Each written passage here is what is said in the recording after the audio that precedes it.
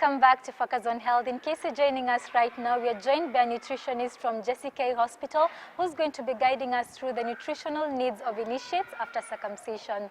Thank you so much for joining us. So even before we head on to our topic today, kindly introduce yourself to our viewers. Okay, my name is Esther Mwangi. I'm the nutritionist here at K.U Children's Hospital. Mainly I major with giving nutrition counseling or advice in terms of how, in order to improve the nutrition status of either children, it might be the adults. Yeah. Okay, thank you very much. So let's head down to our topic today, which is nutrition when it comes to the initiates. Okay. What are the nutritional needs, or rather what should they incorporate in their diets? Okay, you know, ideally there is no big difference in the sense of whatever we normally take on a daily basis. But then if you tell people that, they'll not take the right diet. Okay. Ideally they're supposed to take a well-balanced diet, meaning it should include of the carbohydrates, that is the energy giving. And having to include the carbohydrates, you're able to spare the protein in order to be able to do its purpose, to take its role, because the protein also can serve as an energy giving. But then in order to spare the proteins, you have to make sure that the carbohydrates are present. Okay. And I would encourage taking a whole grain kind of carbohydrates. Since the whole grain, they are rich in fiber, which helps in preventing the constipation. They are rich in the B vitamins, which also help in the healing of the wound. Okay. The other thing is the protein dish. Taking the high biological would do best, but then I wouldn't dismiss also the the plant proteins. We have both the animal and the plant. The animal provide the high biological, but then also the plants, they play a role in the healing also, because they also provide the nutrients needed in the body. So protein is essential. It helps in the repairing of the tissue and also the regeneration of the tissue, so that it speeds up on the healing. The other bit is the vitamins and the minerals, which are widely available from the fruits and the vegetables. The likes of vitamin C, vitamin A, vitamin D, the E and the K, they all play a role in the healing of the wound. So, and having to think of the fact that there's not so many people who love the vegetables, most especially men, we have to emphasize on inclusion of vegetables in the diet. No, besides now the vitamins, we have the minerals like the iron, the magnesium, the potassium. Since we have to consider that there is the blood loss during the procedure that happens, in order to bring back now the iron that they lost. Okay. We have to make sure that the diet has the vegetables to be able to have more to create the iron in the formation of the blood. Okay. Yes. What about hydration? Is hydration key, given that maybe they lose some amount of blood during the operation? Yeah, it is key. You know, as much as people have to reduce the number of times of urination, I don't see the harm in taking the water, because at this point you have to consider the fact that there is less activity, because in the first few days we always encourage rests to avoid the heavy exercise, the vigorous exercise. So, and you know, without exercise, constipation comes in. So they have to take the normal, like we normally emphasize 8 glasses of water is very essential. Okay. And you know, having to take fluids like the soup, porridge, we have a glass of fresh blended juice. They're all fluids, right? They also hydrate the body. So water is essential in order to prevent on the constipation. You know, in order for the fiber to do its work in having to prevent constipation, you have to include the water. So you can imagine not taking water, there'll be dehydration that comes in. So of course, constipation happens. So it's a must. And also there is this taboo that where people say that boys should not take salt. Salt is essential. It's more traditional. So salt is essential for as long as ideally you're supposed to take too much. We normally say for anyone you're supposed to take too much. Okay. Same thing applies to them. It's essential because we have iodine, we have the sodium, and they all play a role in our body. For as long as you take in just a small amount, whatever is needed in the body. So In terms of water, it is very key. What might not work for them is they're supposed to avoid spicy foods.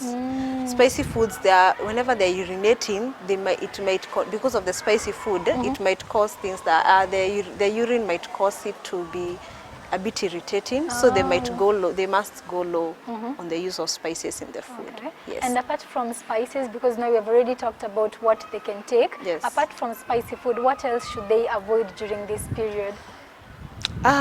Okay, I know there are people, with this era, and there are so many people who are using, there is so much of substance use, and you always find even boys as young, even as primary school, that is, because that is when mostly circumcision happens after class 8. There is some who are normally introduced to substance use, and of course it slows in healing in the sense of it hinders even absorption of some nutrients, like for instance B12, which is very key in the formation of blood. So I would encourage them to avoid the substance use. Even substance use also lowers the appetite, and at this point we need to work so much on their diet in order to help in the healing process. Okay. So I would discourage use of substance use. Ideally, we don't encourage it at all for anyone. The other thing, as usual, like what we normally say for everyone, avoid intake of too much the junk food, because having to think of things like the sodas, the fries, what we call people call chips. They're high in salts, they're high in fats, they're high in sugars, and all of them we call them empty calories. They play no role in the body. Oh, okay. Yeah. So they have little nutrients. They are low in fiber, they are low in vitamins, they are low in minerals. So for this instance, if they don't have any nutrient value in the body, then why have them at this period? Yeah, sure. So we have to emphasize more on taking on the natural foods and avoiding on what doesn't really play a role in the body. Okay. Yes. Then maybe you could also guide us through some risk factors associated with this. The risk factors. With whatever I've seen so far, there might be a complication where these boys might bleed after the procedure has happened. So you can imagine bleeding leads to low blood in the body, and blood is very essential also in the body. So what happens, there is bleeding. There might be chances of where the boy might get some infection. So with in case of bleeding, of course, what you normally do, you have to press on a clean pad to prevent on the bleeding. And in case if it continues, the best thing would be just to rush to the hospital so that the medics can be able to handle it the best way. For instance, this boy might get some anticoagulants that will help in preventing that bleeding in order to avoid cases of where this boy has to be transfused any blood.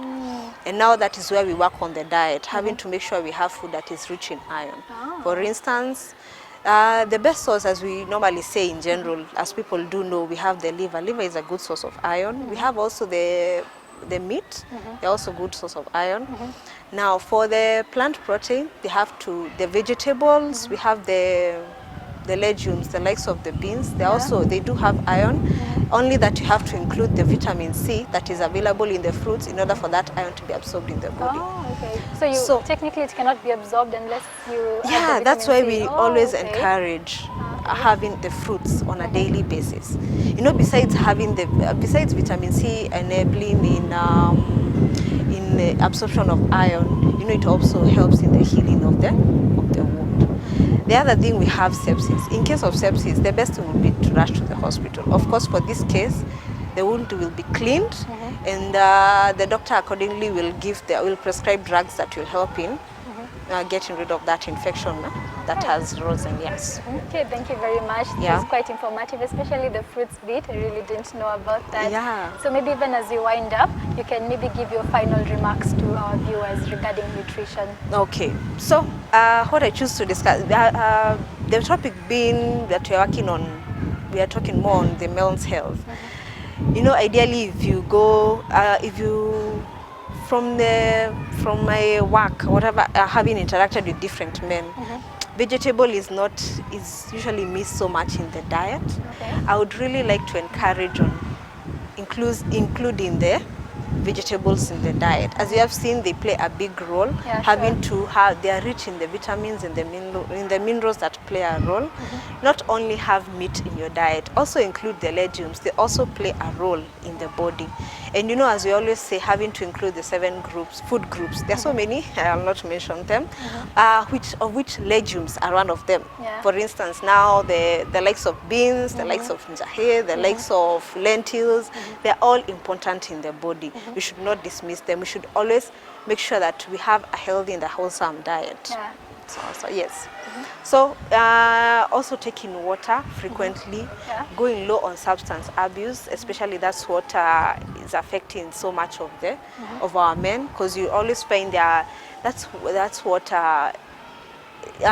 increases the risk of them getting some of these diseases. Because like I said, more on the more you abuse the substance, means it hinders absorption of these nutrients, so they are not able to play their role. So my closing remark is always take a balanced diet, and like I mentioned about fruits, you can consider taking fruits before having your food. Okay. It helps in the better absorption of nutrients in the body. Okay, thank you Yes. very much for your time. It's been quite an interactive and informative session. Yeah. So we've come to the end of our show, and that also marks the end of our Men's Health series. Thank you so much for joining us. I've been your host, Bari Michelle. Make sure you follow us on our social media handles at Focus on Health on YouTube, Instagram, and also on Facebook. Until next time, stay safe and stay healthy. I will leave you with a healthy segment.